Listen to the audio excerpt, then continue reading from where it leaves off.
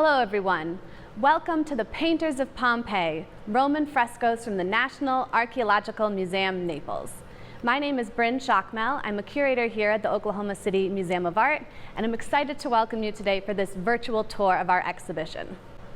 The works of art that we're going to be looking at today all come from one museum in Naples, the Archaeological Museum, which since the 1700s has been the main repository for all of the artworks and artifacts excavated from Pompeii and Herculaneum and the other cities buried by the eruption of Mount Vesuvius in 79, almost 2,000 years ago. The types of arts that we'll be looking at is an art form known as fresco. Now, what a fresco is it's a painting where you apply your pigments directly into wet plaster. So if you're painting the interior of your home in the ancient Roman world, you would hire some artists, you would figure out what the design was going to be, and then they would apply the plaster, and while that was still wet, they would paint directly into it. This results in a very long-lasting art form because as the plaster dries, the pigments fuse into it. So it creates something that's very durable, very long-lasting. Now, these artists who created the frescoes, they would have worked in groups, in workshops, because as you can imagine, it's very labor-intensive. You would need someone constantly mixing up the fresh plaster, preparing the pigments, other workers who are doing the sort of mundane aspects, areas of solid color, repetitive architectural details, and then you would have the highest ranking figure painters, the artists who paint the images that we're going to see today. So let's start with this pair here. These both show Achilles, and you might notice that they're the same composition. It's the same arrangement of figures between the two works of art. Even the background details are the same. This suggests to us that these artists would have been working from some sort of copybook or pattern book. They would have had a template that they could have used as a reference when creating these images. So let's look more closely at this one and think about the story that we have here. This is Achilles in the center, and Achilles has lots of myths associated with him. This is a kind of more obscure moment of his story. This is from early on in his history. There had been a prophecy that if Achilles went and fought in the Trojan War, that he would die there. And his mother didn't want this to happen. So she hid him on the island of Skyros and dressed him up as a young lady and hid him with all of the king's daughters. We can see the young women around him, the king behind him. Now Odysseus, who we see here in the hat, Odysseus knew that if he was to win the Trojan War, he had to have Achilles on his side. So he had heard a rumor that Achilles might be hiding out on this island. And he travels to the island and he brings with him a chest filled with treasures. And there's beautiful jewels and fabrics and the sort of things that might appeal to the young ladies at the court. But hidden at the bottom of the chest, there are also weapons and swords. And at the key moment, Odysseus signals to a companion over there to blow his trumpet to make it sound like the island is being attacked.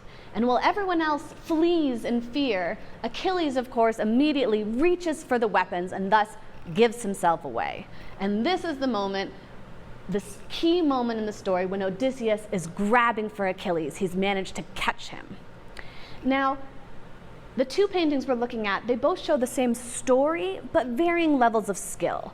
For example, in this one, the faces are very blank. We don't really see any expressions, any emotions on their faces. It's all sort of a jumble of limbs, arms going this way and that way. Not a lot of detail, not a good sense of depth or going backwards in space. It's not perfect, we could say. But if we look at this one over here, this seems to be a very skilled artist. Notice the look of fear and surprise on Achilles' face that he's been caught, the sort of determination that we see on Odysseus. Look at this grip that Achilles has on the sword, that Odysseus has on his arm, the sheen on the shield, the beautiful folds in the drapery. This is a very skilled artist. And we can imagine that this artist probably commanded a higher salary. So even though it's the same composition, we can see a variance in skill level. So let's move on into the red gallery. Now you'll notice as we go through the exhibition today that it's very brightly colored. And that was a very intentional choice on our part because Roman homes were brightly colored. Their homes were decorated with bright reds and bright yellows, and there was just color everywhere, on the walls, the ceilings, the floor. Very, very vivid homes. And we can see, looking at this plan, how a typical upper-class house would have been laid out. You might notice that there aren't any exterior windows. And that's because these houses tended to be very close together. You might be sharing a wall with your neighbor. Instead, the rooms revolve around these interior courtyards. We have one at the front of the house and one at the back, and those courtyards are open to the air above. So you can have fresh air coming in, sunlight, and also water, which you would collect in these pools here and you could use for washing and things around the house. Now, some of the rooms might be multi-purpose. For example, some of these rooms here might be a workspace during the day, and then in the evenings, that would be where you would sleep. It would be your bedroom. Other rooms would have a very set function. One of those such spaces is the tablinum, which is located here. Notice how it's on the central axis and has views both to the front and to the back of the house. This was really the most important room. This was a reception space where you would receive guests, because at this time, the home was a much more public space than we tend to think of our homes today. You would constantly be having business associates, friends and family coming in and out, asking for favors, doing business, and this is the space where you would receive them. That room is also often the most highly decorated space because it was such an important room. Another room with a specific function is the triclinium. And the triclinium was the dining room. This is where you would eat your food. Now let's look over here at an example of how a triclinium looked. If we come this direction, we can see a painting that was actually in a triclinium and shows people dining in a triclinium. Now you see these yellow things in the painting here? Those are couches. And the couches would be arranged in three, hence triclinium. And people would recline on the couches to eat their food, which might seem odd to us today, but that's how the Romans dined. And so if we look at this painting, we can see one man here in this sort of purple robe has just arrived. A servant is helping him off with his shoes. Another servant is bringing him something to drink. Other men are already settled in, enjoying their meals. This man over here has perhaps had a bit too much to drink and is in fact stumbling and falling over. So this painting gives us a sense of what a triclinium would have looked like, and it's an example of decoration in a triclinium, because rooms were often decorated with paintings that were appropriate to what activity occurred in that room. So in tricliniums, we frequently find paintings of food on the walls or mosaics on the floor of food. Everything highly decorated, lots and lots of color. So let's continue down this way and look at some more paintings of how Romans would have decorated their homes. And as we're walking, just take in all of these different colors and images. And what we have to think about is that try to picture these not as individual framed works of art on the wall, but rather more as like wallpaper, that the entire walls would have been covered with these images, mosaics on the floor, sculptures in little niches around the house, even sort of architectural moldings, stucco work on the ceiling, just highly, highly decorated, very, very colorful. And as we continue down this way, we're going to see two paintings that were originally in a tablinum, that very central reception space where you would have your business associates come over. And we have two paintings here. This one shows Mars, the god of war, Venus, the goddess of love, and this one again, Venus with her son Cupid. And these give us a good sense of how a room would have been decorated. These were both in the same room of the same house. And notice how they have these fictive black frames going around the image. So that's how a lot of the central images would be on the walls. They've had these kind of black frames going around them. And then see the kind of rust red color? That you have to imagine the rest of the wall would have been that red color, sort of like the wall we have here. And then at the top of that one, you can see a sort of decorative architectural cornice. So the rooms would have had central images on the walls, solid areas of color to either side, and then architectural embellishments like the cornice, like maybe columns in the corners, garlands, perhaps a sort of faux wainscoting at the bottom. Sometimes they painted the walls to look like fictive marble. So the whole room would have been painted with these bright colors. Now let's look closer at this painting here. So the central image that we have, again, is Mars, the god of war, and his lover, Venus, here. And you might notice the difference in their skin tones. This isn't actually indicative of their race, it's about gender. In the ancient Roman world, as well as in Greece and also Egypt, they would frequently show men with a darker complexion. And this was because men spent their time outdoors. They were maybe in the fields working, they were out to sea, merchants selling goods in town, soldiers. They're shown with a ruddier complexion. Whereas women, they're the fairer sex, they spend their time indoors, so they're often shown with much lighter skin.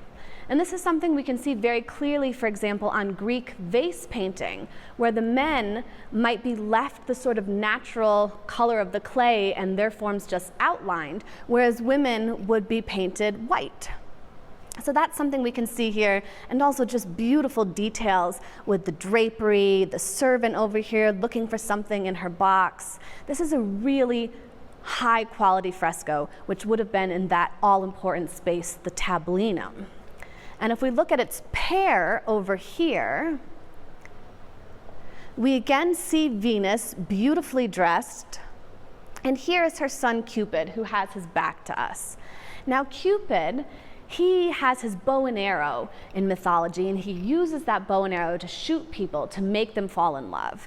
But here, Cupid has shot the wrong person, and his mother is chastising him, and we see him sort of rubbing his eyes and crying. So it's a cute little sort of tender moment between mother and son there.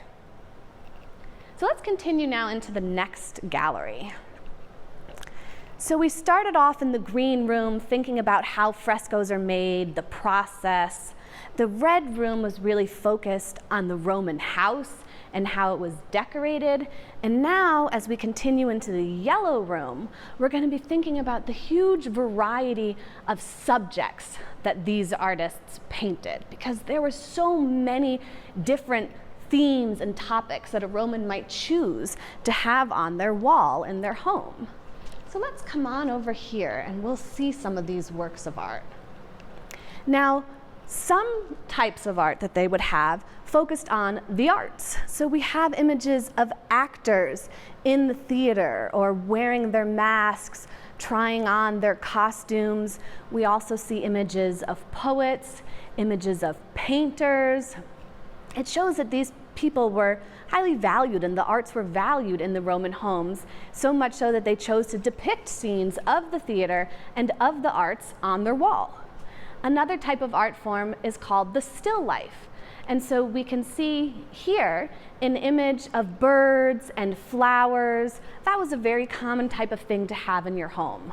Mythology, of course, as we've already seen, was very popular. Images of Danae and Perseus, like you're seeing here. Images of Paris. This is the story of the judgment of Paris, which started off the Trojan War. All sorts of these kind of stories, these mythological images were popular. And we see certain stories coming up again and again and again. Lots of art was also inspired by Greek imagery. So these images of the three graces that you're seeing here, these were inspired by a Greek sculpture of the women in this pose. And then finally, another kind of painting that we see in some Roman homes are these sort of architectural scenes. When you look at this here, it creates a sort of illusionistic view out a window. So imagine that this is painted on the wall of your home, and it's as though you're looking out a pretend window to a city beyond. And we can see some perspective here. It seems that these buildings are receding into space. Lots of beautiful architectural details, these kind of figures on the roof there. beautiful scenes of the ceilings, the coffers, columns, a sort of mask here. It's just incredibly detailed, creating this illusionistic view as though you're looking to the world beyond you.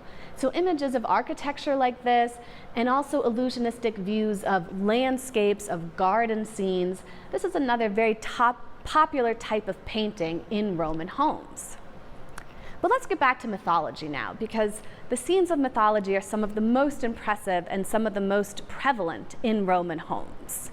And we're going to turn now to another very popular mythological figure, and that's Hercules. So if we come over here, we have a number of images of Hercules in the exhibition. So here's one beautiful example. Hercules is there at the bottom reclining. He's rather drunk. The woman in the center at the top, that's Queen Omphale of Lydia.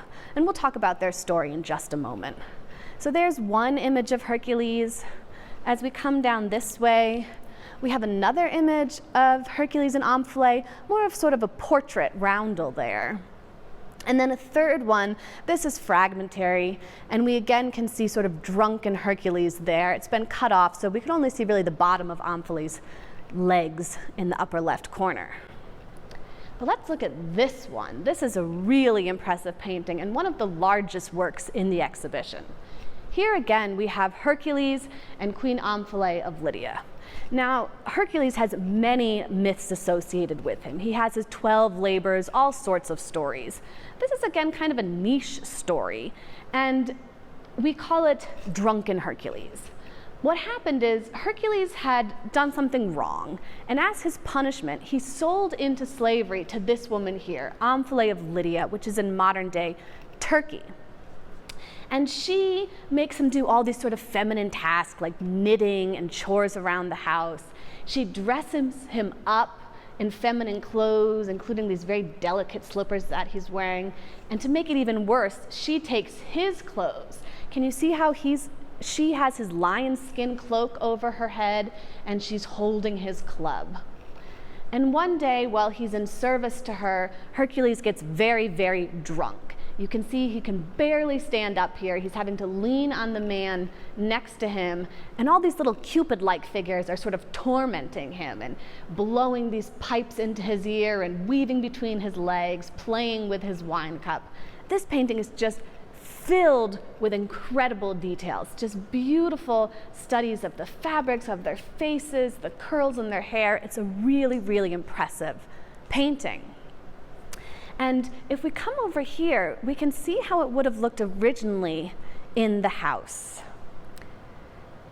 This painting here was made in 1860, at the time this house was discovered and excavated. And it was a typical thing to do pre-photography, to make a sort of record of what the house looked like. And we can see how we have the large image of Hercules in the center, some smaller vignettes at the side, and then all of these architectural details, some more sort of narrative scenes and the black imagery at the bottom, large areas of red, a very common color.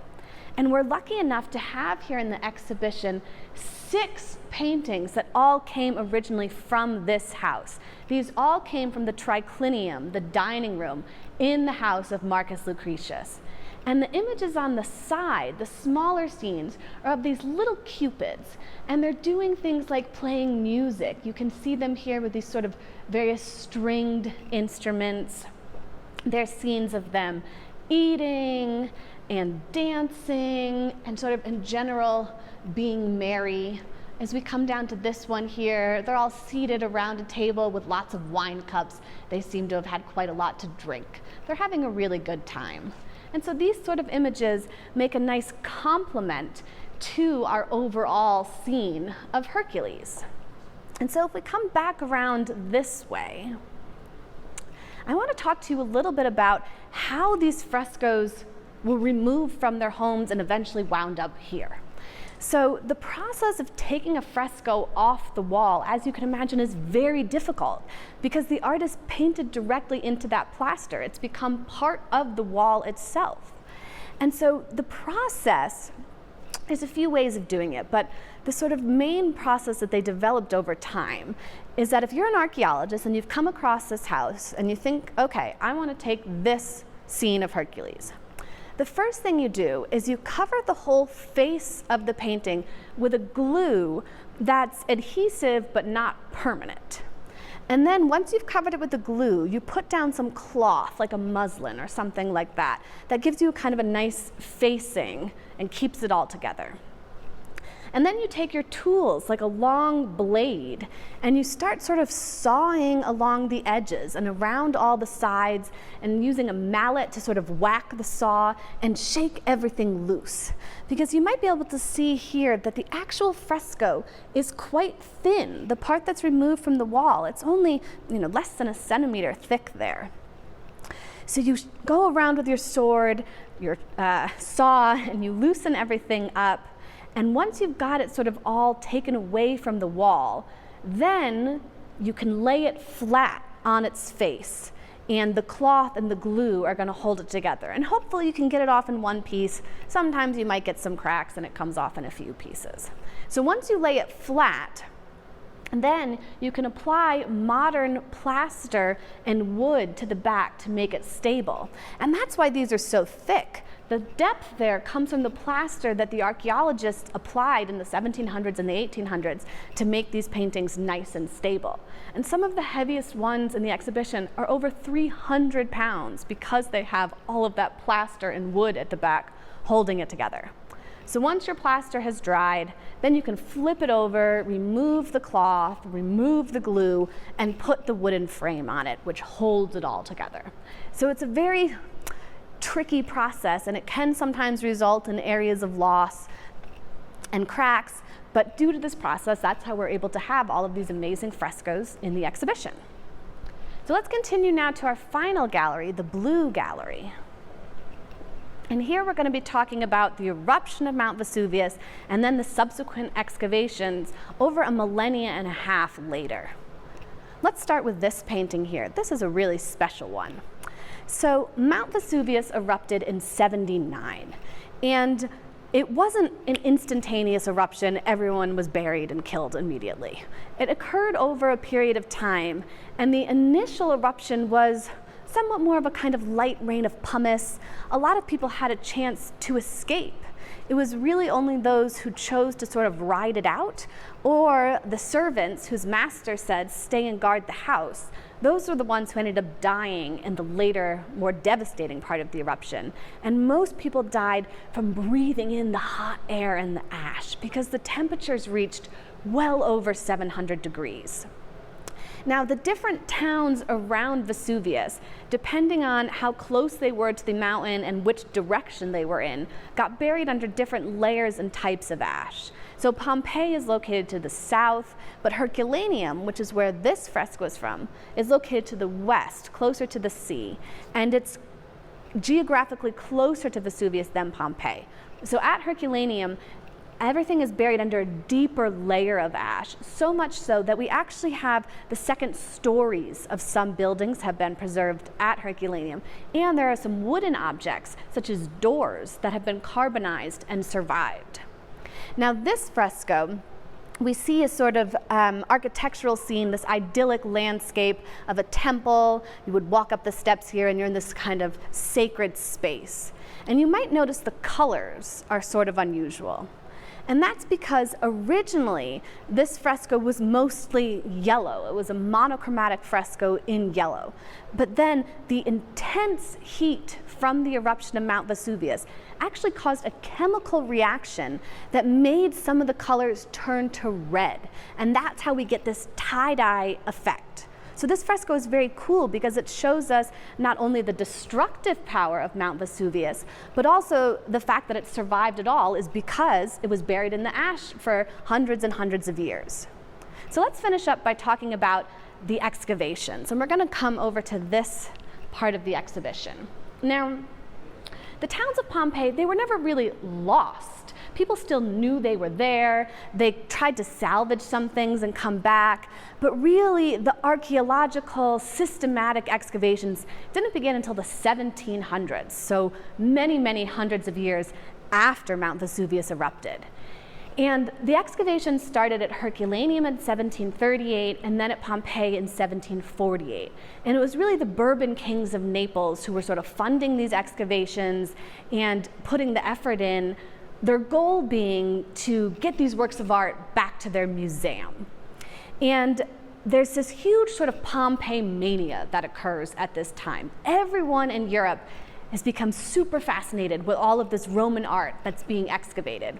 Everyone wants to have some of it in their homes, decorating their homes in this style. Even here in the United States, buildings such as the White House, the Capitol, Thomas Jefferson's Monticello, all of these structures that are being built in the late 1700s are done in this sort of Roman revival style with columns and domes. And so people in Europe are wanting to get these frescoes for their homes, but demand very much outstrips supply. So some enterprising Italian artists, they think to themselves, well, I can make an ancient mosaic, I can make a fresco, and the market starts to get flooded with these forgeries. And we have two such forgeries here in the exhibition. We'll start with this one here. This is a mosaic that was made in the 1700s. It is not an ancient Roman mosaic. And to our eye today, that seems obvious because mosaics were on the floor. There was something you walked on. You couldn't walk on this. It's very textured. It's got dimensionality to it. But this artist successfully fooled people, and people bought this thinking it was an ancient work of art. And here's another example here.